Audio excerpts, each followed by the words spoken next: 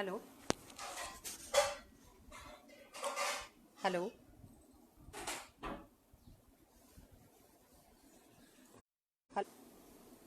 Hello. Facebook पर आप सबका स्वागत है।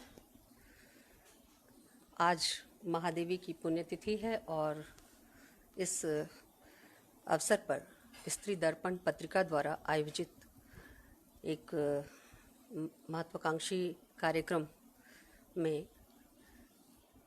कई वक्ताओं को बोलने के लिए आमंत्रित किया गया है। उसमें से एक मैं भी हूँ। स्त्री दर्पण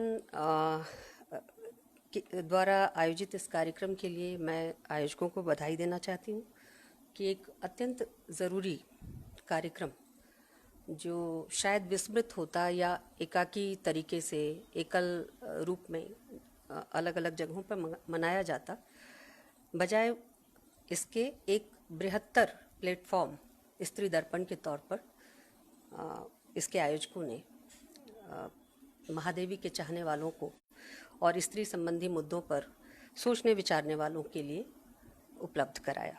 तो हम आज अपनी बातचीत आपके साथ शुरू करते हैं। जैसा कि आपको पता है कि स्त्री दर्पण के इस प्रोग्राम में पहले कई कार्यक्रम सुबह 11 बजे से ही शुरू हो चुका है और ये मेरा जो वक्तव्य है ये बीच के कार्यक्रम का हिस्सा है। इसके बाद एक और कार्यक्रम है और शाम तक ये कार्यक्रम इसी रूप में चलने वाला है। मैं आपसे जिस विषय पर आज महादेवी के संदर्भ में बात करना चाहती हूँ वो राष्ट्रवाद, साहित्य और स्त्री है। महादेवी को आमतौर पर कवित्री के रूप में ही साहित्य इतिहास की पुस्तकें चिन्हित करती हैं और ज़्यादा आगे बढ़ी तो संस्मरण लेखिका के तौर पर, और अब बहुत बाद में जब स्त्री रचनाकार बहुतायत में लिख रही हैं तो उन्होंने अपने इस पुरोधा को पहचाना है, इस पुरखिन को पहचाना है और श्रृंखला की कड़ियों का सम्यक मूल्यांकन करते हुए महादेवी के गद्य पर विभिन्न पक्षों से बात रखने की कोशिश की है। मैं भी उस कड़ी में एक हिस्सा हूँ और मैं चाहूँगी कि मैं महादेवी के संदर्भ से राष्ट्रवाद, साहित्य और स्त्री के पक्ष को आपके सामने रख पाऊँ। इसमें समय संक्षिप्त है और बहुत सारी चीज़ें संक्षेप में कही जाएंगी और इस तरह के बातचीत की और भी ज़रूरत बनी रहेगी, लेकिन जितना संभव हो मैं अपनी बात रखने की कोशिश करूँगी। हमारे सामने आधुनिक समय में दो महत्वपूर्ण परिघटनाएं घटती हैं। एक तो नवजागरण का और दूसरा राष्ट्रीय आंदोलन का। नवजागरण की अगली कड़ी के रूप में ही महादेवी राष्ट्रीय आंदोलन की भूमिका को देखती हैं और नवजागरण को जिस तरह से देखा गया है पुरुष रचनाकारों के यहाँ, समाज सुधारकों के यहाँ, उसका पूरा पैराडाइम बदल जाता है अगर आप उसे स्त्री संदर्भ से देखने का प्रयास करें। नवजागरण में जितनी बातें स्त्री के लिए की गई, मतलब जितनी सुधार की आकांक्षाएं थी वो लगभग स्त्री जीवन से जुड़ी हुई थी, स्त्री के सामाजिक हैसियत से, पारिवारिक संदर्भों से जुड़ी हुई थी, उन रीति रिवाजों से जुड़ी हुई थी जिसका संबंध स्त्री के जीवन से था। और ऐसा लगता है कि नवजागरण की सारी चिंता स्त्री केंद्रित चिंता है, लेकिन अगर उसे स्त्री संदर्भ से देखें तो पूरा पैराडाइम बदलता नज़र आता है और नवजागरण का जो पुरुषवादी चेहरा है वो समक्ष आ जाता है। महादेवी के शब्दों में कहें तो जो स्त्री पूर्ववर्ती युग से वर्तमान यानी आधुनिक काल को मिली थी, आधुनिक समाज को मिली थी, महादेवी उसे प्राणी ना कह के जीव कहती हैं पूर्ववर्ती युग से समाज ने जो जीव पाया था उसे तो मानवी के स्थान में सौंदर्य का ध्वस्त आविष्कार विभाग कहना समीचीन होगा। महादेवी स्त्री के जिस मॉडल को नवजागरण के संदर्भ में प्राप्त करती हैं उसकी विवेचना करते हुए कहती हैं कि उसे तो मानवी कहना भी सम्यक नहीं होगा, वह तो सौंदर्य का ध्वस्त आविष्कार विभाग है। और जाहिर है ऐसा कहकर महादेवी नवजागरण में जो स्त्री संबंधी चिंता चली थी उसका एक तरह से निषेध करती है। भारतीय स्त्रीवाद के संदर्भ में भी अगर हम देखें तो भारतीय स्त्रीवाद को दो तरह के तनावों से गुजरना पड़ता है, और ये तनाव क्या है? पहला तनाव तो ये है कि भारतीय स्त्रीवाद को अपनी भारतीयता सिद्ध करने की पहली चुनौती थी। यानी वो इतना आतंकित, डरा हुआ और एक तरह से तनावग्रस्त था कि उसे पश्चिमी स्त्रीवाद का पर्याय न समझ लिया जाए। पश्चिम की जो स्त्रीवादी अवधारणा है उसकी कॉपी या नकल न समझ लिया जाए, इसलिए भारतीय स्त्रीवाद की जो तनावग्रस्तता थी वो इस बात में सर्वाधिक खर्च हुई कि उसकी भारतीयता सिद्ध की जाए। यानी हालांकि स्त्री के प्रश्न हालांकि अंतर्राष्ट्रीय प्रश्न थे, सार्वजनीन प्रश्न थे, वैश्विक प्रश्न थे, और समय, देश, काल, संदर्भ के अंतर से थोड़ा बहुत लगभग एक जैसे थे, लेकिन बावजूद इसके भारतीय स्त्रीवाद के समक्ष चुनौती थी कि वो अपने को भारतीय पक्ष और संदर्भ से प्रस्तुत करे और उस पर ये टैग न लग जाए कि वह पश्चिम की नकल है। दूसरा तनाव जो उसके सामने था वो राष्ट्रीय आंदोलन की जिस तरह से निर्मिति की जा रही थी और उस राष्ट्रीय आंदोलन के बड़े बैनर के तहत जिस तरह से स्त्री के प्रश्नों को और तमाम हाशिए के लोगों के प्रश्नों को पीछे ठेला जा रहा था, उस तनाव से, उस संकट से भारतीय स्त्रीवाद किस तरह से अपने को बचा ले जाए और भारतीय स्त्रियों की समस्याओं को राष्ट्रीय परिप्रेक्ष्य में सामने उभार कर लाने में सफल हो, ये दूसरी बड़ी चुनौती और तनाव की जगह थी। ऐसे में महादेवी के राष्ट्र और नवजागरण और साथ ही साथ साहित्य और स्त्री के साथ उसके संबंध को जिस तरह से महादेवी ने देखा है, उसको अगर हम दोबारा देखें और समझने का प्रयास करें तो एक नए तरह का पाठ तैयार होता है। हम सबको ये मालूम है कि जो पहला AIWC का कॉन्फ्रेंस हुआ था उसमें इस बात पर जोर दिया गया था कि भारतीय संस्कृति और जो भारतीय शिक्षा है उसके अनुसार ही भारतीय नारी तैयार की जाए। पहला जो कदम रखा गया संगठित आंदोलन की तरफ, उसमें स्त्री की शिक्षा का प्रश्न प्रमुख था, लेकिन स्त्री की शिक्षा के प्रश्न के साथ साथ उसमें भारतीयता के चिन्हों को बचाए रखने का एक गैर ज़रूरी दबाव भी था। और इस गैर ज़रूरी दबाव में भारतीय स्त्री की तनावग्रस्तता को, भारतीय स्त्री आंदोलन और संघर्षों की तनावग्रस्तता को अच्छी तरह से समझा जा सकता है। महादेवी नवजागरण की अगली कड़ी के तौर पर राष्ट्रीय जागरण या राष्ट्रीय आंदोलन को देखती हैं और नवजागरण 19वीं शताब्दी की परिघटना है और राष्ट्रीय जागरण का दौर महादेवी के अनुसार भारतेंदु युग से आरंभ होता है। महादेवी नवजागरण की चर्चा करने के बाद जब राष्ट्रीय जागरण की चर्चा करती हैं तो बड़े गर्व के साथ लिखती हैं वे कि हमारे राष्ट्रीय जागरण में उसका यानी स्त्री का सहयोग महत्वपूर्ण है और बलिदान असंख्य। यानी स्त्री के संघर्ष की कहानी कहे बिना राष्ट्रीय जागरण के इतिहास को लिखा ही नहीं जा सकता। महादेवी इस चीज़ को प्रमुखता के साथ चिन्हित करती हैं।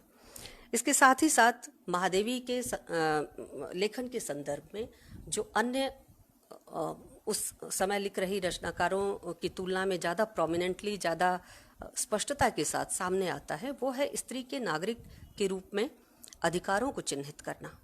यानी राष्ट्रीय नवजागरण के संदर्भ में स्त्री के द्वारा किए गए संघर्ष, उसकी कुर्बानियों की याद के साथ साथ स्त्री को नागरिक के रूप में चिन्हित करने पर जोर देना महादेवी के राष्ट्रीय जागरण या राष्ट्रवाद के विश्लेषण का एक अहम हिस्सा है। राष्ट्र की जिस तरह से विवेचना की जाती है उसमें महादेवी उस पैराडाइम में घुसकर भी स्त्री के पक्ष से उसका एक वैकल्पिक विवेचन तैयार करती हैं। मैं क्रमशः उस पर आऊँगी। महादेवी कहती हैं कि स्त्री को नागरिक के रूप में देखे बिना उसके अधिकारों पर बात ही नहीं की जा सकती। आप जब तक स्त्री को दया की अधिकारिणी मानते रहेंगे, जैसे कि नवजागरण में हुआ, और जो कुछ उसे मिला उसे उसके प्राप्य के रूप में नहीं, बल्कि दया या मनुष्य मात्र समझने की गुहार के रूप में उसे प्रदान किया गया, लेकिन वह उसका अधिकार था और उस अधिकार से वह वंचित थी। इस बात को हम तभी समझ सकते हैं जब स्त्री को नागरिक के तौर पर देखने को हम महत्वपूर्ण माने, यानी उस बिंदु से देखना आरंभ करें स्त्री नागरिक है, तो बहुत सारे प्रवाद, बहुत सारी प्रवंचनाएं अपने आप छट जाती है। और जब एक बार स्त्री को नागरिक के तौर पर हम देखना आरंभ करते हैं तो स्त्री पितृसत्ता के फ्रेमवर्क से भी बाहर आती है। यानी नागरिक के तौर पर देखना, स्त्री को संबंधों में नहीं देखना, खाली पारिवारिक संबंधों के भीतर स्त्री को कैद करके जब हम देखते हैं, यानी माँ, बहन, पत्नी, प्रेमिका, मित्र या अन्य किसी रूप में देखते हैं, तो इस तरह के संबंध स्त्री को अंततः पितृसत्ता के फ्रेमवर्क के भीतर ढकेल देते हैं। पितृसत्ता के फ्रेमवर्क को तोड़कर बाहर आने का एकमात्र तरीका, संगत और वैज्ञानिक तरीका जो है, वह है स्त्री को नागरिक के रूप में देखना। यहाँ वो पितृसत्ता के उन तमाम ढांचों को तोड़ते हुए एक नागरिक के अधिकार की बात करती है। और जब हम स्त्री को नागरिक के तौर पर देखना आरंभ करते हैं तो यह एक नई बात होती है, कारण स्त्री को संबंधों से स्वतंत्र करके देखने की चेष्टा नवजागरण में नहीं की गई थी। संबंधों के साथ स्त्री अगर विवेचित की जाएगी तो वह पितृसत्ता के फ्रेमवर्क से कभी बाहर नहीं आ सकती। और महादेवी स्त्री के बारे में विवेचना करते हुए संबंधों के संदर्भ से स्त्री को देखने से मना करती हैं। वे उसे नागरिक के तौर पर देखने के लिए गुहार लगाती हैं। और इस क्रम में अगर हम देखें तो और भी कुछ बातें स्पष्ट सामने आती है कि महादेवी जब स्त्री के संदर्भ में खास करके राष्ट्र के फ्रेमवर्क में बात करना चाहती हैं तो वह सीधे सीधे कहती हैं कि राष्ट्र के निर्माण के संदर्भ में स्त्री और पुरुष दोनों का समान सहयोग रहा है और ये आधुनिक काल की विशेषता नहीं रही। ये आदिम समय से ही, जब भी सृष्टि का आरंभ हुआ होगा तब से ही, भले वो सुदूर इतिहास बन गया है, लेकिन स्त्री के अस्तित्व के बिना समाज और राष्ट्र के निर्माण की परिकल्पना नहीं की जा सकती। और इसको एम्फेसिस के साथ महादेवी सामने रखती हैं। और इस संदर्भ में वो कहती हैं कि आज जो पुरुषों में ये भय है कि स्त्रियां अगर घर से बाहर निकलेंगी तो बहुत सारे विघटन परिवार में, समाज में, राजनीति में और बाहरी दुनिया में घटित होंगे, इस भय से पुरुषों को बाहर आना चाहिए। अगर आदिम समाज में, आदिम संघर्ष काल में पुरुष अपने पार्श्व में खड़ी नारी की रूपरेखा प्रकृति में देख सका और तब भी जीवन के व्यवहारिक धरातल पर ठहरने में समर्थ हो सका, तो निश्चय ही यह प्रवृत्ति आज कोई ऐसा अपकार नहीं करेगी। सारता यह दृष्टि इतनी भारतीय रही कि जीवन में अनेक बार परीक्षित हो चुकी है और स्त्रियां हमेशा पुरुष के साथ खड़ी रहकर ही राष्ट्र निर्माण में सहयोगिनी की भूमिका निभा चुकी हैं। इससे घबराने की जरूरत नहीं है। और इसी क्रम में आगे विवेचना करते हुए महादेवी कहती हैं कि जो कि साफ साफ आप देख सकते हैं कि जो ऑल इंडिया विमेंस कॉन्फ्रेंस की रिपोर्टिंग है, तमाम उसके जो प्रोसीडिंग्स हैं उसकी रिपोर्टिंग मिल जाती है, आप उसमें देख सकते हैं। उससे बिल्कुल भिन्न विचार महादेवी जहाँ ज़रूरत है वहाँ पुख्ता तथ्यों के साथ रखती हैं। ऑल इंडिया विमेंस कॉन्फ्रेंस के अध्यक्ष पद से बात करते हुए सरोजनी नायडू जहां अपने को फेमिनिस्ट कहने से इनकार करती हैं इस बिना पर कि फेमिनिस्ट कहने पर पुरुषों द्वारा भारतीय स्त्रियों के दमन को स्वीकार करना पड़ेगा। और जैसा कि मैंने कहा कि भारतीय स्त्रीवाद के समक्ष, भारतीय राष्ट्रीय आंदोलन में सक्रिय महिलाओं के समक्ष ये चुनौती थी कि वह अपने को पश्चिम से अलग सिद्ध करें, साबित करें और भारतीय परंपरा के अनुकूल साबित करें। और ये कुछ एक्सटेंशन तो इतना ज़्यादा होता है कि भारतीय परंपरा बनाम हिंदू परंपरा होती है और भारतीय स्त्री बनाम हिंदू स्त्री बन जाती है। उसी क्रम में सरोजनी नायडू दमन की किसी ट्रेस को, दमन के किसी चिन्ह को भारतीय नारी के जीवन के संदर्भ में अस्वीकार करती हैं। कहती हैं कि फेमिनिज्म को स्वीकार करने का अर्थ है दमन के कॉन्सेप्ट को, दमन की अवधारणा को स्वीकार करना, और मैं इसे मानने को तैयार नहीं हूँ कि भारतीय स्त्रियों का किसी रूप में पूर्ववर्ती काल में दमन हुआ। लेकिन महादेवी बिल्कुल अलग थ्योरी पेश करती हैं और वो कहती हैं, बहुत विस्तार से श्रृंखला की कड़ियाँ पुस्तक में, अपने कई निबंधों में महादेवी साफ साफ कहती हैं कि भारतीय स्त्री पुरुषों के साथ उसकी सहगामिनी, संगिनी बनकर चली थी, लेकिन पुरुषों ने अपने स्वार्थ और अपनी काम लिप्सा के कारण उसे कोमल बनाकर घर के अंदर कैद किया और उसका एक प्रकार से दमन किया। दमन के सिद्धांत को महादेवी स्वीकार करती हैं कि भारतीय स्त्रियों के साथ दमन हुआ था और उस दमन को बड़े विस्तार के साथ वो श्रृंखला की कड़ियाँ पुस्तक में सिलसिलेवार तरीके से विवेचित करती हैं। तो यहाँ हम महादेवी की विचारधारा को, महादेवी की समझ को, स्त्रीवाद की समझ को, भारतीय स्त्रियों की जिंदगी की समझ को हम जो प्रमुख राजनीतिक महिला दल था उससे अलग देख पाते हैं और यहाँ वो दमन के सिद्धांत को सीधे सीधे स्वीकार करती हैं। और महादेवी को पढ़ते समय एक चीज़ बार बार ध्यान में आती है कि क्यों नहीं महादेवी आधुनिक स्त्री के आदर्श के रूप में, जैसा कि हम देखते हैं, अगर जिसकी चर्चा मैं कर रही हूँ ऑल इंडिया विमेंस कॉन्फ्रेंस में बातचीत करते हुए जिस तरह से कई अध्यक्षाओं ने अपनी बात रखते हुए इस बात पर जोर दिया था कि भारतीय स्त्री का इतिहास किस तरह से पुरानों इतिहासों इत्यादि से बनता है और उसकी चर्चा की थी, यानी परंपराओं की चर्चा की थी।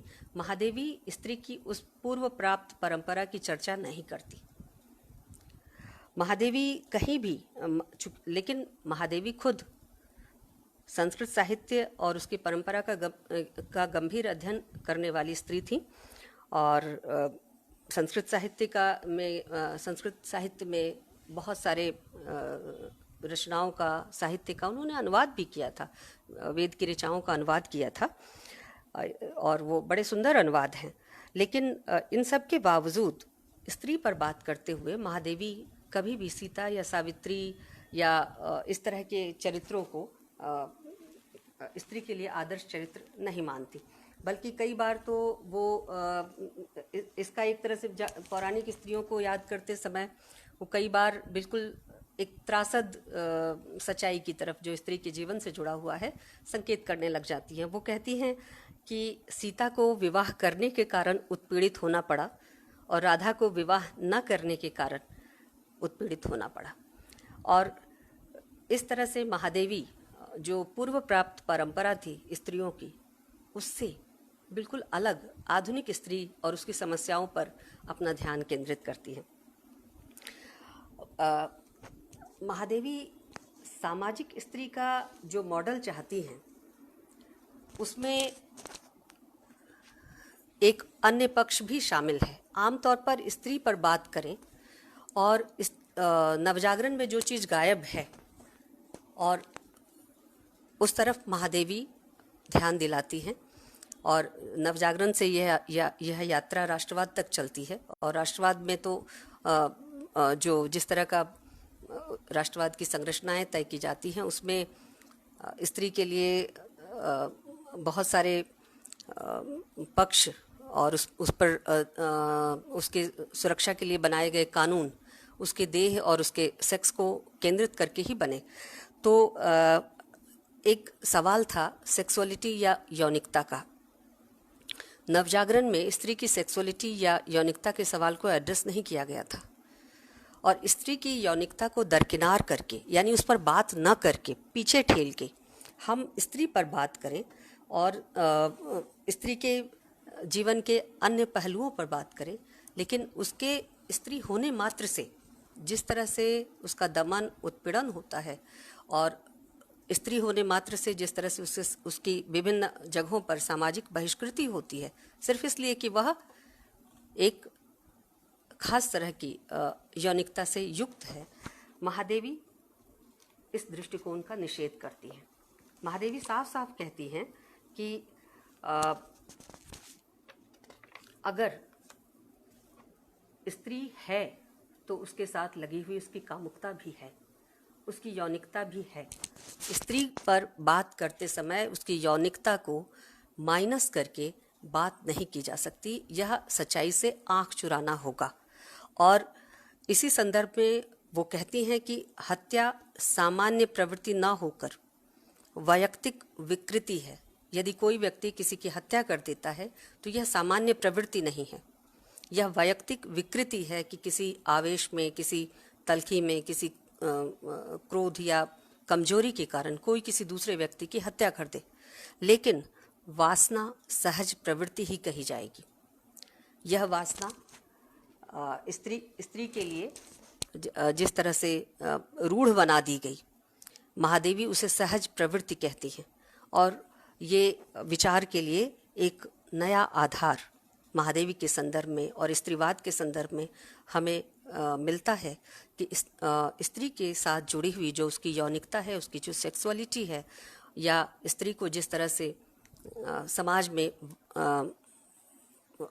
एक तरह से लांछित किया गया, जिन चीज़ों के कारण, कभी वासना की कठपुतली कहकर, कभी माया कहकर, कभी कुछ और कहकर, महादेवी कहती हैं कि यह दमन की चीज़ नहीं है, यह सहज प्रवृत्ति है।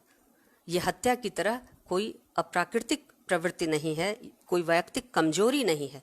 आमतौर पर वासना को या यौनिकता को कमजोरी की तरह देखा गया और स्त्री को यौनिकता का आश्रय माना गया। इस संदर्भ में महादेवी जब ऐसा कहती है कि वासना सहज प्रवृत्ति है, तो वह भक्तिकाल से लेकर रीतिकाल तक जिस तरह से स्त्रियों का चित्रण किया गया है उस पर भी सवाल उठाती हैं। भक्तिकाल में स्त्री और स्त्री के संसर्ग का जिस प्रकार से निषेध है और रीतिकाल में जिस तरह से स्त्री को लेकर ही समस्त काव्य केंद्रित हो जाता है, ये दोनों ही प्रवृत्तियां महादेवी की आलोचना के केंद्र में हैं। इससे स्त्री समझ में नहीं आती। एक तरफ स्त्री गायब कर दी जाती है, दूसरी तरफ काल्पनिक स्त्री और काल्पनिक भावनाएं, जो कहने को इन्वर्टेड कॉमाज में प्रेम भावनाएं हैं, लेकिन दरअसल वो कुत्सित काम भावनाएं हैं, वो काल्पनिक तरीके से सामने रखना और इस प्रकार दोनों ही स्थितियों में स्त्री को गायब किया जाना और उसकी वास्तविक समस्याओं से आंखें चुराना, जो स्त्री जीवन की वास्तविक समस्याएं हो सकती है उससे आंखें चुराना, ये स्त्री की उपस्थिति को किसी भी तरह से प्रबल या कहें कि महत्वपूर्ण नहीं बनाता। महादेवी इन दोनों ही पक्षों की आलोचना करती हैं। काम या वासना एक सहज प्रवृत्ति है और इसे सहज तरीके से ही स्वीकार किया जाना चाहिए।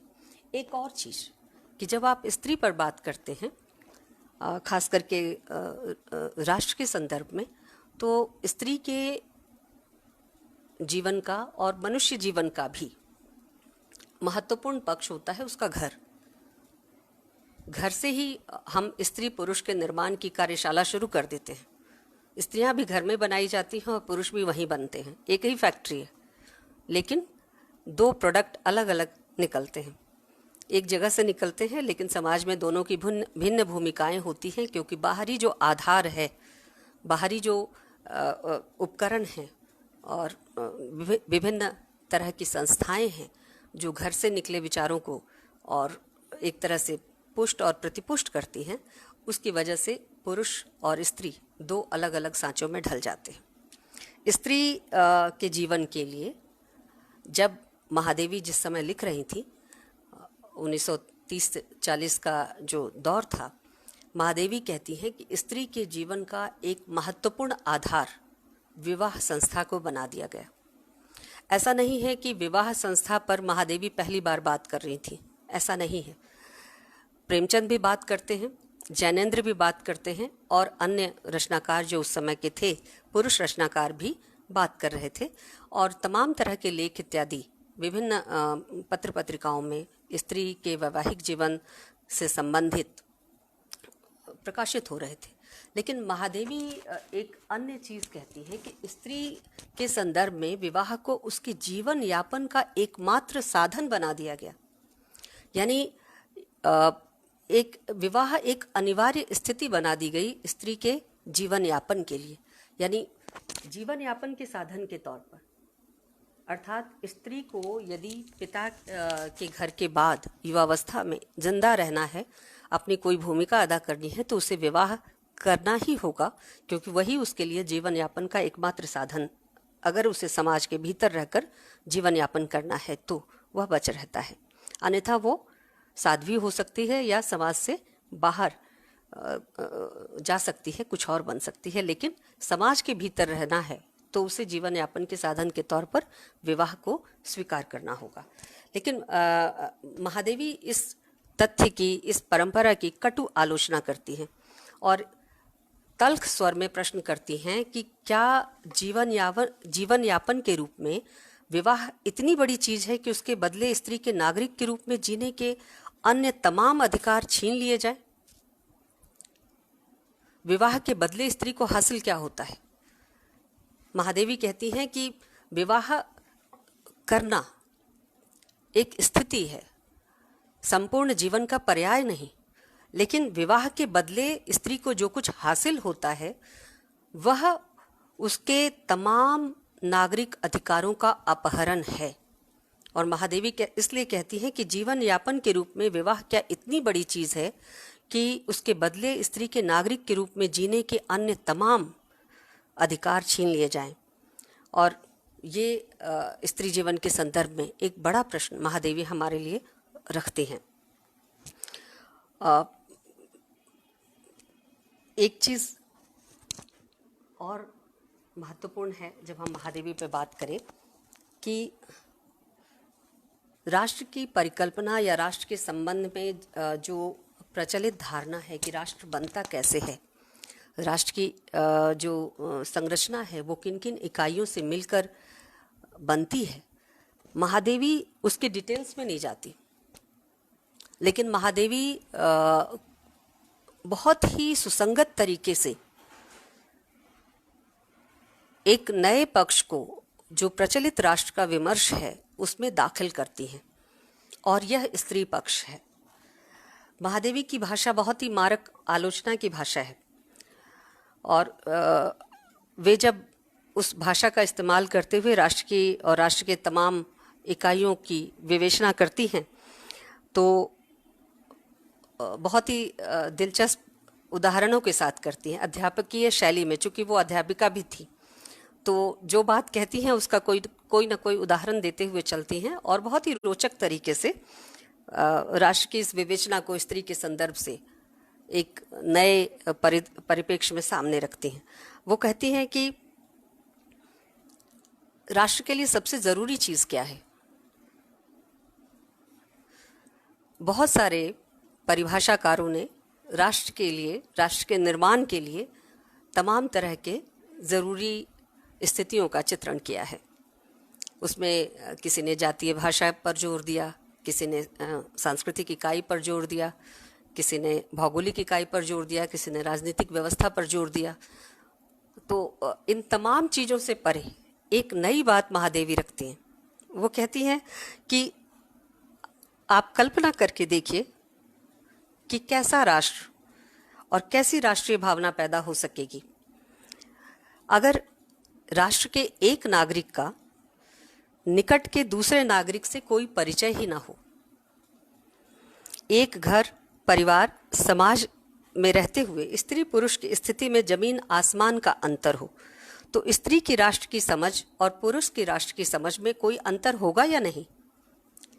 दो व्यक्ति हैं, एक ही घर में रह रहे हैं, एक ही तरह के परिवार व्यवस्था में रह रहे हैं, समाज व्यवस्था में रह रहे हैं, लेकिन अगर दोनों की स्थिति में घर के भीतर और समाज के भीतर जमीन आसमान का अंतर हो तो स्त्री की राष्ट्र की समझ कैसी बनेगी और पुरुष के राष्ट्र की समझ कैसी बनेगी? दोनों में समरूपता होगी या कोई अंतर भी होगा? महादेवी कहती हैं कि निश्चित तौर पर अंतर होगा और ये होना भी चाहिए। क्यों होना चाहिए?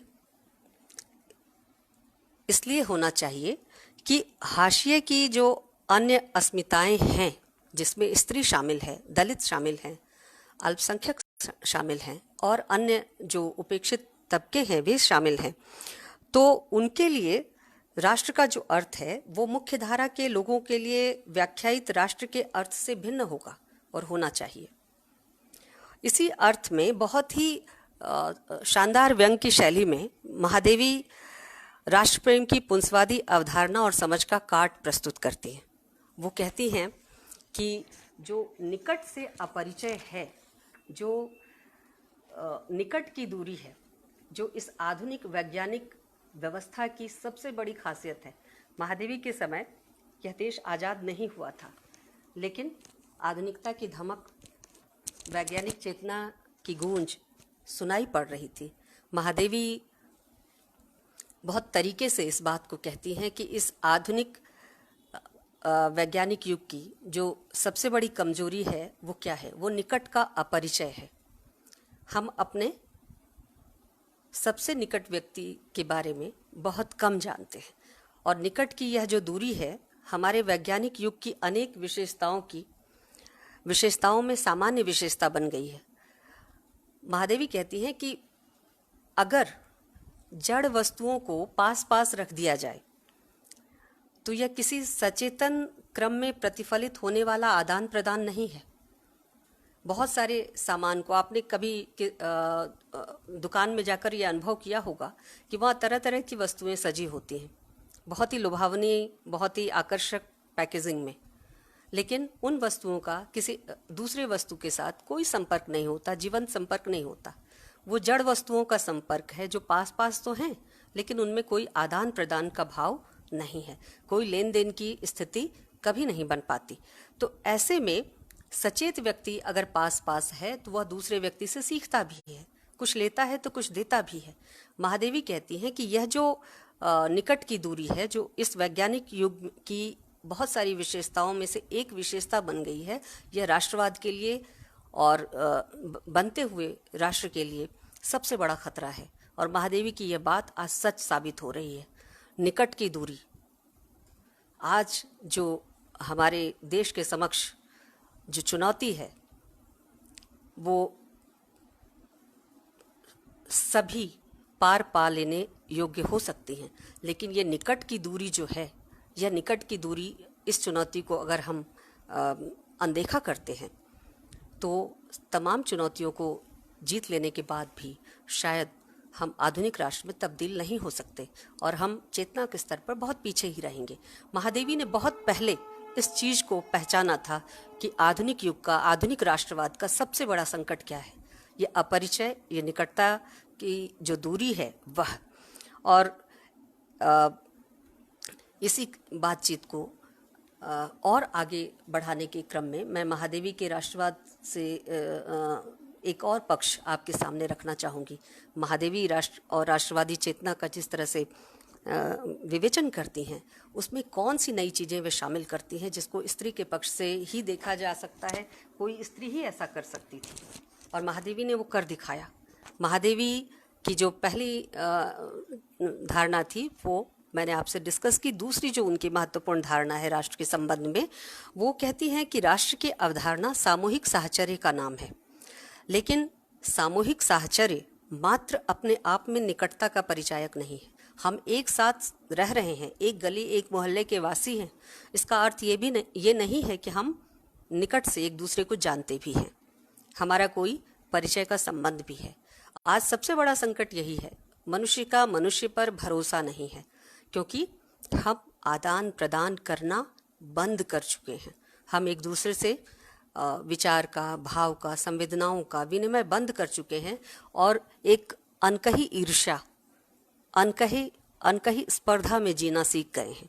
और ये अनजाने हो रहा है, लेकिन बहुत ही प्रोमिनेंटली, बहुत ही प्रमुखता के साथ ये हमारे जीवन का हिस्सा बन गया है।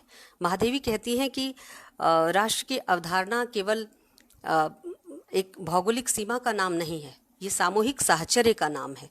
लेकिन सामूहिक साहचर्य मात्र ही अपने आप में निकटता का परिचायक भी नहीं है। निकटता के लिए जरूरी है कि हम अनुभव करें, और ये अनुभव करना, अनुभूति पे जोर देना, ये स्त्री और स्त्रीवाद की एक बहुत बड़ी खासियत है, जो विचारधारा के तौर पर, कॉन्सेप्ट के तौर पर किसी भी भाषा की आलोचना को प्राप्त हुई है। अनुभूति पर जोर देना, फीलिंग्स, और फीलिंग्स पर जोर देने का कारण ही हम निकटता या साहचर्य को जीवंत अनुभव में जब तक नहीं बदल देते, तब तक वो साहचर्य या निकटता किसी काम की नहीं होती। और ये एक स्त्रीवादी आलोचना का एक महत्वपूर्ण अवदान है वैचारिक तौर पर, जो वो अन्य तमाम आलोचना के मुख्य धारा को प्रदान करती है, कि हम राष्ट्रवाद के संदर्भ में जब बात करें तो निकटता की दूरी का जो दुष्परिणाम है उसका ध्यान रखें, और साथ साथ ही साहचर्य को आवश्यक मानते हुए भी कि साहचर्य होने मात्र से ही निकटता नहीं पैदा हो जाती, बल्कि निकटता तब पैदा होती है जब आप अनुभूति में जीना सीखते हैं, सुख दुख में शामिल होते हैं, संवेदनाओं का विनिमय करते हैं। और इसलिए महादेवी कहती हैं कि मनुष्य की निकटता की परिणति उस साहचर्य में होती है जो बुद्धि को बुद्धि से मिलाकर, अनुभव को अनुभव में लय करके, समष्टिगत बुद्धि को अभेद और समष्टिगत अनुभव को समृद्ध करता है। आधुनिक युग अपने साधनों से दूराति दूर को निकट लाकर स्थिति मात्र उत्पन्न करने में समर्थ है, जो अभेद बुद्धि और अनुभवों की संगति के बिना अपूर्ण होने के साथ साथ जीवन क्रम में बाधक भी हो सकती है। आज स्थिति क्या है? आज स्थिति जो है उस पर महादेवी की ही पंक्ति मैं आपके सामने पेश कर रही हूँ। जिनके साथ मन शंका रहित नहीं हो सकता, उनकी निकटता संघर्ष की जननी है। इससे बेहतर टिप्पणी क्या हो सकती है? जिनके साथ मन शंका रहित नहीं हो सकता, उनकी निकटता संघर्ष की जननी है। इसी से आज के युग में मनुष्य पास है, परंतु मनुष्य का शंकाकुल मन पास आने वालों से दूर होता जा रहा है। स्वस्थ आदान प्रदान के लिए मनों की निकटता पहली आवश्यकता है। दिलों की निकटता, मनों की निकटता स्वस्थ आदान प्रदान के लिए पहली आवश्यकता है। ध्यान रखिएगा कि भारतीय स्त्री आंदोलनों को और भारतीय स्त्रीवाद को चैलेंज केवल साम्राज्यवाद की तरफ से और सामंतवाद की तरफ से नहीं मिल रहा था। सांप्रदायिकता एक बहुत बड़ी चुनौती के रूप में भारतीय स्त्रीवाद के समक्ष मौजूद थी, और भारतीय स्त्री आंदोलनों को और भारतीय स्त्रीवादी लेखन को उसका जवाब तैयार करना था। देखना ये था, ज़रूरी ये है कि उस समय लिखने वाली स्त्रियां, उस समय संघर्षों में भाग लेने वाली स्त्रियां किस तरह की चेतना सांप्रदायिकता के संदर्भ में रखती थी। साम्राज्यवाद दुश्मन था, ये तो साफ था। सामंतवाद ने उनके हितों का, उनके अधिकारों का, उनके सुविधाओं का दमन किया, यह भी साफ था। इसे स्पष्ट कहें या थोड़ा मृदु बनाकर कहें, ये दिगर बात थी। लेकिन सांप्रदायिकता स्त्री के लिए चुनौती है, सामाजिक वातावरण के लिए चुनौती है। इसको चिन्हित करना स्त्रीवाद के लिए एक ज़रूरी काम था। और भारतीय स्त्रीवाद की खूबी ये है कि सांप्रदायिकता के साथ अपने संबंधों को और सांप्रदायिकता के प्रति वैज्ञानिक दृष्टिकोण को भारतीय स्त्रीवाद ने आरंभ से ही चिन्हित किया है। जबकि भारतीय स्त्री आंदोलनों में एक विचलन दिखाई देता है। भारतीय स्त्री आंदोलन कई बार मुख्यधारा की राजनीति से प्रेरित होकर वहाँ जो चल रही विचार सरणियाँ थीं उससे प्रभावित होकर कोई अलग स्टैंड लेता हुआ दिख जाता है, लेकिन भारतीय स्त्रीवाद की प्रतिनिधि के तौर पर महादेवी सांप्रदायिकता के खिलाफ फर्म स्टैंड लेती हैं। वो कहती हैं मनों की निकटता बेहद ज़रूरी है आधुनिक राष्ट्र के लिए, पहचान का संबंध बेहद ज़रूरी है। हम अपने निकट के लोगों को पहचाने जाने, और ये कैसे होगा, ये अनुभूति के स्तर पर होगा। और ये महत्वपूर्ण पक्ष है जो भारतीय स्त्रीवाद का महादेवी के संदर्भ से चिन्हित किया जाना चाहिए। राजनीतिक इकाई को, अगर एक राष्ट्र को वाकई राष्ट्र बनना है, महादेवी कहती हैं कि राष्ट्र प्रमुखता एक राजनीतिक इकाई है। बाकी अन्य तमाम चीज़ों से ऊपर जो चीज़ महत्वपूर्ण है राष्ट्र के लिए, वो उसका राजनीतिक इकाई होना है। और महादेवी कहती हैं कि राजनीतिक इकाई को मौजूद होने मात्र से, किसी राजनीतिक इकाई के होने मात्र से कोई राष्ट्र नहीं बन जाता। ये एक नया पक्ष है। महादेवी की जो राष्ट्र की परिकल्पना है, राष्ट्र की जो समझ है, महादेवी उसमें कहीं भी किसी अस्पष्टता का शिकार नहीं होती। वो सीधे कहती हैं कि राजनीतिक इकाई को सांस्कृतिक इकाई बनना होगा और विभिन्न संस्कृतियों का समन्वय जो इस देश की प्राण शक्ति रही है, उसे भी नए सिरे से जिंदा करने की ज़रूरत है। क्योंकि महादेवी के शब्दों में कहूँ तो नया जल तो समुद्र को भी चाहिए, नदी नालों की तो चर्चा ही व्यर्थ है।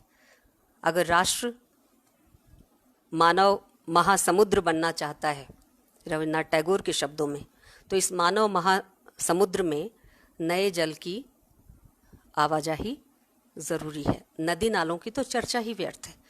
तो महादेवी साफ साफ कहती हैं कि युगों के उपरांत हमारा देश एक राजनीतिक इकाई बन सका है, परंतु आज यदि हम इसे सांस्कृतिक इकाई का पर्याय मान लें तो यह हमारी भ्रांति होगी।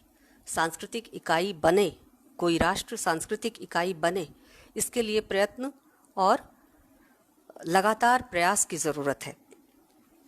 और महादेवी के समय में ही नहीं, आज भी हम इस सच्चाई से भली भांति परिचित हैं। राजनीतिक स्वतंत्रता प्राप्त होने या केवल स्वतंत्र हो जाने से कोई भौगोलिक सीमा राष्ट्र में नहीं तब्दील हो जाती। महादेवी कहती हैं कि इसका बहुत स्पष्ट कारण है कि ऐसा क्यों नहीं होता। राजनीतिक स्वतंत्रता हासिल हो जाने मात्र से कोई आधुनिक राष्ट्र भी बन जाता है, ये ज़रूरी नहीं है। और महादेवी कहती हैं कि राजनीतिक इकाई जीवन की बाह्य व्यवस्था से संबंध रखती है, अतः वह बल से भी बनाई जा सकती है। राजनीतिक इकाई के लिए बल, ताकत, फोर्स महत्वपूर्ण है। वो बल से भी बनाई जा सकती है। आप किसी देश पर कब्जा करके उसे अपने सीमा के भीतर ले सकते हैं और वो राजनीतिक इकाई बन जाती है। लेकिन सांस्कृतिक इकाई राजनीतिक इकाई से भिन्न बल से नहीं बनती। वह आत्मा की उस मुक्तावस्था में बनती है जिसमें मनुष्य भेदों से अभेद की ओर, अनेकता से एकता की ओर चलता है। इस मुक्तावस्था को सहज करने के लिए बुद्धि से बुद्धि और हृदय से हृदय का तादात्म्य अनिवार्य हो जाता है। ये बहुत बड़ी बात है। राजनीतिक इकाई राष्ट्र नहीं है जब तक कि वो सांस्कृतिक इकाई न बने, और सांस्कृतिक इकाई किसी संस्कृति विशेष के चिन्हों को धारण करने से नहीं होता। जैसे गोरा रविन्द्रनाथ ठाकुर का उपन्यास, रविन्द्रनाथ ठाकुर के इस उपन्यास का नायक अपने को शुद्ध भारतीय दिखाने के चक्कर में, जैसा कि 1910 के आसपास का वातावरण था और एक बड़ा रिफॉर्म या रिवाइवल जो मूवमेंट था, उससे अपने को रिलेट करके वह शुद्ध भारतीय दिखने के चक्कर में हिंदू धर्म के तमाम प्रतीकों को धारण करने लगता है। बड़ी चुटियाँ रखने लगता है, लंबा टीका लगाने लगता है, संध्या वंदन करने लगता है, भजन पूजन करने लगता है, और यहाँ तक कि माँ के हाथ का छुआ हुआ खाना या पानी भी ग्रहण नहीं करता। वो खुद एक टाइम खाता है और बाकी समय में स्वयं कुछ करके खाने का प्रयास करता है, और माँ के हाथ से पानी लेना भी उसे अपनी शुद्धता में खलल लगता है। तो महादेवी जब सांस्कृतिक इकाई बनने की बात कर रही हैं राजनीतिक इकाई को, तो वो ये नहीं कह रही कि किसी एक रेखीय तरीके से सांस्कृतिक इकाई की निर्मित की जाए, बल्कि वो सामासिक संस्कृति की बात कर रही हैं, जहाँ मनुष्य का मन भेद ना हो, अनुभूति का संबंध हो, रागात्मक संबंध हो, और ये जो रागात्मक संबंध है ये हृदय की मुक्तावस्था को सहज बनाती है। इसलिए ये उस तरह के प्रोजेक्ट का हिस्सा नहीं है महादेवी की सांस्कृतिक इकाई की परिकल्पना, जो कभी कभी और बहुत सारे हमारे जीवन के पक्षों में बहुत प्रबलता से दिख पड़ जाती है।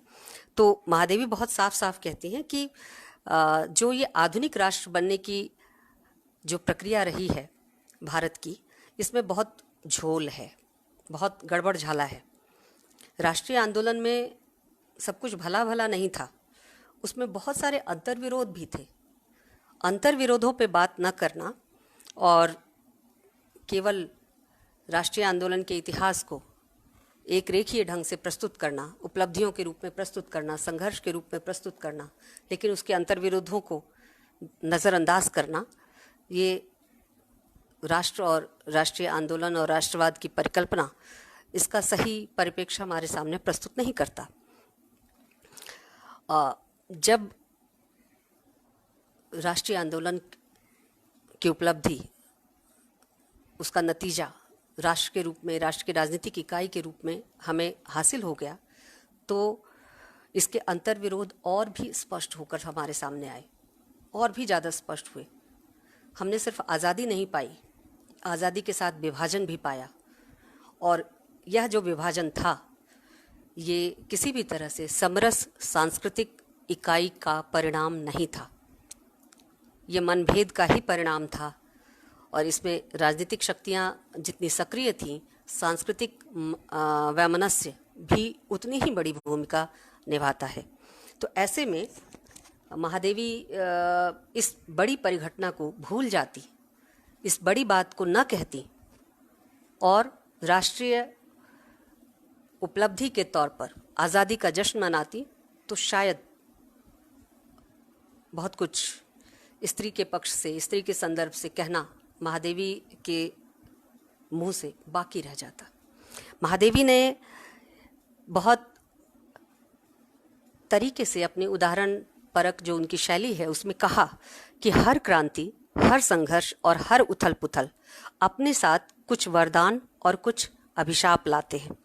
वर्षा की बाढ़ अपने साथ जो कूड़ा करकट बहा लाती है, वह उसके वेग में न ठहर पाता है और न असुंदर जान पड़ता है। पर बाढ़ के उतर जाने पर जो कूड़ा करकट छिछले जल या तट से चिपक कर स्थिर हो जाता है, वह असुंदर भी लगता है और जल की स्वच्छता को भी नष्ट करता है। यानी चल रहे किसी प्रवाह में अगर कुछ असुंदर भी है तो वह टिक नहीं पाता, वो उस प्रवाह के साथ बहा दिया जाता है। लेकिन प्रवाह के गुजर जाने के बाद भी अगर कुछ अवशिष्ट वहाँ स्थायी रूप से अपना घर बना लेते हैं, अपनी जगह बना लेते हैं, तो वह उस जगह को असुंदर बनाने का काम करते हैं। उसकी सुंदरता, उसकी स्वच्छता में बढ़ोतरी नहीं करते, बल्कि धब्बा लगाने का काम करते हैं। और महादेवी कहती हैं कि बाढ़ के उतर जाने पर जो कूड़ा करकट छिछले जल या तट से चिपक कर स्थिर हो जाता है, वह असुंदर भी लगता है और जल की स्वच्छता को भी नष्ट करता रहता है। दीर्घ और अनवरत प्रयत्न के उपरांत ही लहरें उसे धारा के बहाव में डालकर जल को स्वच्छ कर पाती है। ज़रूरत है हमें उस दीर्घ और अनवरत बहाव की धारा की, जो विभाजन और सांस्कृतिक वैमनस्य से उत्पन्न जो कूड़ा करकट है, जो हमारे दिल दिमाग जीवन में स्थिर हो गया है अवशिष्ट के तौर पर, असुंदर के तौर पर, उसको वह वेगवान प्रवाह अनवरत प्रयत्न के बाद बहा ले जाए और इस कूड़ा करकट को जितनी जल्दी संभव हो साफ कर दे, ताकि हमारे राष्ट्र के रूप में जो पहचान है वह सबके लिए एक सहिष्णु और सबके लिए समावेशी पहचान के तौर पर उभर कर सामने आए। महादेवी राष्ट्र की व्याख्या और आगे करते हुए कहती हैं कि जो राष्ट्र राजनीतिक स्वतंत्रता को जीवन के सर्वांगीण विकास का लक्ष्य दे सकता है, उसके जीवन में गतिरोध का प्रश्न नहीं उठता। पर साधन को साध्य मान लेना गति के अंत का दूसरा नाम है। राष्ट्र भी अगर प्रवाह में नहीं रहता, राष्ट्र भी अगर गतिशील नहीं होता, तो वह जीवन का अंत ही करेगा। महादेवी साफ साफ कहती हैं कि जो राष्ट्र राजनीतिक स्वतंत्रता को जीवन के सर्वांगीण विकास का लक्ष्य नहीं दे सकता, उसके जीवन में गतिरोध का प्रश्न बना रहेगा और राजनीतिक स्वतंत्रता जो राष्ट्र के बनने का साधन है, उसे साध्य मान लेना कि राजनीतिक स्वतंत्रता प्राप्त हो गई तो राष्ट्र के निर्माण का कार्य भी पूरा हो गया, यह मान लेना अपने आप में साधन को ही साध्य मान लेना है और ये गति के अंत का दूसरा नाम है। इस तरह की जाहिर है कि इस तरह की विभाजनकारी जो चेतना है, जो कभी प्रदेश के नाम पर, कभी भाषा के नाम पर, कभी जाति के नाम पर, कभी धर्म के नाम पर चारों ओर से उठती हैं, बार बार उठती हैं, ये विभाजनकारी चेतना किसी राष्ट्र के विकास का चिन्ह नहीं हो सकती और ना ही राष्ट्र के विकास का अर्थ एक ही जगह पर कदम ताल करना है। विकास का अर्थ है गति, न कि कदम ताल। और अगर हम उन्हीं मुद्दों को, उन्हीं लक्ष्यों को जो आज से 40-50 साल पहले थे और उसके भी पहले कभी रहे होंगे, उसको कब्र से खोद खोद कर बाहर लाकर वर्तमान समय के लिए जरूरी प्रोजेक्ट करके, उसे जरूरी साबित करके उस पर लड़ाई और संघर्ष की स्थितियां पैदा करें, तो यह स्थिति किसी राष्ट्र के लिए विकास में सहायक नहीं हो सकती। ये विकास के नाम पर गड़े मुर्दों को उखाड़ना है और यह किसी भी राष्ट्र के लिए काम में नहीं होना चाहिए और न हुआ है। महादेवी कहती हैं कि चले बिना गति संभव नहीं है। आप कदम ताल करें, उससे विकास नहीं होगा, आपको चलना होगा और चलने के क्रम में हम आगे की तरफ देखेंगे, न कि पीछे की तरफ। पीछे की तरफ देखना एक सीमा तक ही जायज़ है, लेकिन अगर हम निरंतर पीछे की तरफ देखते हुए आगे चलने का प्रयास करेंगे तो औंधे मुंह गिरेंगे। पीछे पलटकर देखना ठहराव के मोड़ पर संभव है, लेकिन गति के क्रम में पीछे पलटकर देखना संभव नहीं है। आप ठहर कर पीछे भी पलटे, लेकिन जब चल रहे हों तो पीछे को अपने चिंतन में धारण करें, उससे सीख लें और गति, आंखें और लक्ष्य सब कुछ आगे की तरफ होना चाहिए। और ये काम आज राष्ट्र के विकास के लिए सर्वाधिक ज़रूरी काम है। और महादेवी कहती हैं कि आज सबसे ज़्यादा ज़रूरी है कि जो दूरी को निकटता बनाने के मुहूर्त में हमें निकट की दूरी से सावधान रहने की आवश्यकता है। हम जेट युग में जा रहे हैं, दूरी को हम पास ले आए हैं, बहुत पास ले आए हैं। काल यात्रा कर सकते हैं हम, टाइम और इतिहास की यात्रा कर सकते हैं हम, यानी प्रकाश वर्ग को गिन सकते हैं हम। लेकिन ये दूरी को निकट लाने का जो संयोजन है, जो उपक्रम है, ये कहीं निकट को दूर न ठेल दे और इससे सावधान रहने की ज़रूरत है। महादेवी इस बात पर जोर देती हैं। जाहिर है कि यह जो लगाव, निकटता, सांस्कृतिक पक्ष, सामंजस्य और अनुभूति के आधार पर मेल मिलाप की जो चिंता है, ये राष्ट्र के संबंध में विवेचित नए किस्म की चिंता है, जो स्त्री के पक्ष से महादेवी ने हम सबके सामने रखा है और ये बहुत बड़ा अवदान है। महादेवी राष्ट्र के संदर्भ में बातचीत करते हुए राष्ट्र के निर्माण के जो अंतर्विरोधी पक्ष हैं, यहाँ तक कि भारतीय स्वाधीनता संग्राम के भी जो अंतर्विरोधी पक्ष हैं, उसकी तीखी आलोचना करती हैं। और महादेवी की जो भाषा है उसमें बहुत तरीके से, बहुत संस्कृतनिष्ठ भाषा है महादेवी की, लेकिन इतनी चुटीली भाषा है कि वो अपने लक्ष्य पर वार किए बिना नहीं रहती, लक्ष्य को भेदती है। महादेवी कहती हैं कि राष्ट्र के निर्माण में हमें कुछ चीज़ों से सावधान रहना चाहिए। ये जो भारतीयता से प्रसादित जातीयता है, ये जो कल्चर्ड नेशनलिटी है, भारतीयता से प्रसादित जातीयता, महादेवी इसको नाम देती हैं। वो कहती हैं कि इस भारतीयता से प्रसादित जातीयता में सब कुछ उदात्त नहीं है। हमें सिखाया गया है कि हम किस तरह के देश के वासी हैं। हमारे देश में कैसे सोने की चिड़िया रहा करती थी, स्वर्ण युग हुआ करता था, महिलाएं स्वच्छंद थीं, मुक्त थीं, ज्ञान विज्ञान में भागीदारी कर रही थी। और यह जो गौरवशाली अतीत है, जिसको अक्सर हमारे सामने कुछ भी नया करने के बरक्स एक चुनौती की तरह खड़ा कर दिया जाता था, महादेवी उसके लिए एक सुंदर शब्द का इस्तेमाल करती हैं और कहती हैं, भारतीयता से प्रसादित जातीयता में सब कुछ उदात्त नहीं था, बहुत कुछ ऐसा भी है जो अनुदात्त है, और उस अनुदात्त वाले पक्ष को सावधानी से उकेरने की ज़रूरत है। एक चीज़ साहित्य के पक्ष से कहकर कुछ बातें मैं अपनी बात समाप्त करूंगी, क्योंकि कहने पर शायद ये व्याख्यान बहुत लंबा हो जाएगा। मैं बहुत ही संक्षेप में 2-4 बातें और कहती हूँ आपके सामने। महादेवी राष्ट्र के इस पृष्ठभूमि की विवेचना करते हुए जब थोड़ा और आगे आती हैं, राष्ट्र का एक महत्वपूर्ण उपकरण साहित्य भी है, संस्कृति का अहम हिस्सा है साहित्य, और जिस सांस्कृतिक समन्वय की बात, सांस्कृतिक समरसता की बात महादेवी करती हैं, उसमें साहित्य की बड़ी भूमिका होती है। महादेवी ऐसा नहीं है कि साहित्य के, खास करके हिंदी साहित्य के विभिन्न कालखंडों को अविवेचित छोड़ देती हैं, बिल्कुल नहीं। वो भारतेंदु के संदर्भ में बात करते हुए जिस तरह से भारतेंदु के अंतर्विरोधों को सामने रखती हैं, वो काबिले गौर है। मुझे नहीं लगता कि किसी भी आलोचक की निगाह पढ़ने से पहले शायद महादेवी ने यह बात लिखी है, और इसका श्रेय महादेवी को जरूर जाना चाहिए।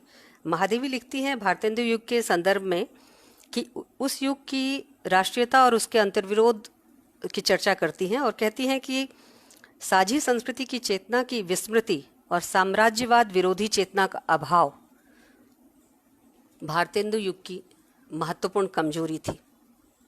2 महत्वपूर्ण चीज़ है, भाषा बिल्कुल पारंपरिक है, संस्कृतनिष्ठ है, लेकिन जो बात कही जा रही है वो प्रचलित शब्दावली में ना होने के बावजूद निशाने पर है। महादेवी साझी संस्कृति की चेतना की विस्मृति, और दूसरा साम्राज्यवाद विरोधी चेतना का अभाव भारतेंदु युग की महत्वपूर्ण कमजोरी के तौर पर महादेवी इसको लक्षित करते हैं। और वो कहती हैं कि तब तक एक ओर तो उस संस्कृति के प्रति हमारी भ्रातृ भावना विकसित नहीं हुई थी जिसके साथ हमारा संघर्ष दीर्घकालीन रहा, और दूसरी ओर वर्तमान शासक सत्ता की नीतिमत्ता का ऐसा परिचय नहीं मिला था जिससे हम उसके प्रति तीव्र असंतोष का अनुभव करते। भारतेंदु युग में भी जातीयता ही राष्ट्रीयता का स्थान भरे हुए है। राष्ट्रीयता और जातीयता में फर्क करती हैं महादेवी, और सीधे सीधे कहती हैं कि भारतेंदु युग में साझी संस्कृति की चेतना का अभाव था, उसकी विस्मृति थी, और साम्राज्यवाद के विरोध में कोई महत्वपूर्ण चेतना वहाँ दिखाई नहीं देती। और महादेवी कहती हैं कि वर्तमान शासकों की नीतिमत्ता के कारण उनके विरोध या उनके प्रति तीव्र असंतोष का कोई भाव भारतेंदु युग की रचनाओं में नहीं मिलता, और सीधे कहती हैं कि भारतेंदु युग में भी जातीयता ही राष्ट्रीयता का स्थान भरे हुए थी। यानी जो जातीयता थी वो कैसी थी? सीधे सीधे कहें, हिंदू जाति, बनाम भारत राष्ट्र, और राष्ट्र का जो आधार है वो भारतीयता यानी हिंदू धर्म, और भारतीय स्त्री की जब हम बात करते हैं तो हिंदू स्त्री। यह जो एकांगी राष्ट्रीयता थी, एकांगी जातीयता थी, जो धीरे धीरे राष्ट्रीयता में भी कन्वर्ट हो रही थी, यानी राष्ट्र की परिकल्पना भी इसी मॉडल पर की जाने लगी थी, महादेवी उसकी आलोचना करती हैं। लेकिन दिक्कत ये है, मैं एक आखिरी बात कह के अपनी बात आपके साथ समाप्त करूंगी कि मैंने अपनी पुस्तक में भी इस बात को लक्षित किया है कि महादेवी श्रृंखला की कड़ियाँ पूरी पुस्तक लिखती हैं, और भारतीय स्त्री के संदर्भ में वो उसके प्राक इतिहास से लेकर वर्तमान समय में उसकी क्या स्थिति है उस पर बहुत महत्वपूर्ण और गंभीर आलोचना सामने रखती है। और चूंकि ये बहुत पहले की गई आलोचना है, 32-33 के समय में, सन 32-33 में ये आलोचना की गई है, तो शायद ये जो पश्चिमी स्त्रीवाद है उसके भी पहले जो एक पृष्ठभूमि बन सकती थी भारतीय संदर्भ में, और ज़बरदस्त पृष्ठभूमि भारतीय संदर्भ में है, ये महादेवी उसका निर्माण करती है। लेकिन इस पुस्तक की भी जिस चीज़ से महादेवी अपनी राष्ट्र की परिकल्पना में खींची हुई हैं, बचना चाहती हैं, जिसकी तरफ हमारा ध्यान ले जाना चाहती हैं कि हम उस चीज़ से बचें, उस साझी सांस्कृतिक विरासत को ध्यान में रखें। महादेवी जब स्वयं लिखने बैठती हैं भारतीय स्त्रियों की दुर्दशा को, तो वे केवल और केवल हिंदू स्त्री की बात करती हैं। भारतीय स्त्री यानी हिंदू स्त्री। मैंने महादेवी के संस्मरणों में विविधता हो सकती है, लेकिन उनके इस लेख में जो स्त्रियों की दुर्दशा पर है, उसमें ये चीज़ एक दुखाने वाली चीज़ की तरह मुझे नज़र आई, और मुझे लगा कि महादेवी जब समस्याओं पर बात कर रही हैं तो उदाहरण के तौर पर बार बार भारतीय स्त्री, जो उनके जहन में कहीं ना कहीं हिंदू स्त्री के रूप में स्थिर हो गई है, उसी की चर्चा करती हैं। तो ये एक बड़ी लेखिका, बड़ी रचनाकार, बड़ी आलोचिका और सभ्यता की समीक्षा करने वाली बौद्धिक स्त्री का अंतर्विरोध है। महादेवी को पढ़ते समय श्रद्धा भाव से पढ़ने की ज़रूरत नहीं है। वो हमारी सर्वश्रेष्ठ और सबसे कहें तर्कयुक्त ताकतवर विचारों की पुरोधा हैं। सबसे मजे हुए स्त्रीवाद के औजार महादेवी के यहाँ मिलते हैं। तो महादेवी के बारे में उनकी किसी कमजोरी की तरफ संकेत करने का अर्थ या उस कमजोरी की तरफ संकेत करने के कारण महादेवी का कद किसी भी मामले में छोटा नहीं हो सकता। वो जहाँ हैं वहीं रहेंगी, लेकिन जब हम उन्हें पढ़ें तो उनकी इन विसंगतियों को, अंतर्विरोधों को ध्यान में रखें। और आज की बातचीत मैं इसी नोट पर महादेवी की इस पुण्यतिथि का स्मरण करते हुए, उनको अपनी श्रद्धा ज्ञापित करते हुए समाप्त करती हूँ। आप सबने सुना, सहयोगी बने और धैर्य रखा, इसके लिए बहुत बहुत साधुवाद। धन्यवाद।